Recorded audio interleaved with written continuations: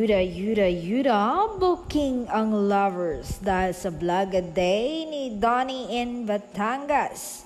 Nabuking tuloy na may dinala siya sa Batangas.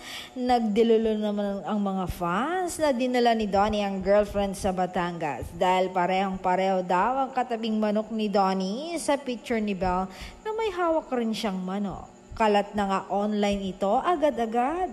Say nga ng isang netizen na kinilig, oo, kinikilig ako sa manok. Bakit ba? Oy, may dinala sa Batangas. Banat naman ng isa, ayon, timbog na. Say parang isa, ala, say manok nga, oy kayo Don Bell, malihim kayo. Pero kinilig ako. Sige, magmahalan lang kayo.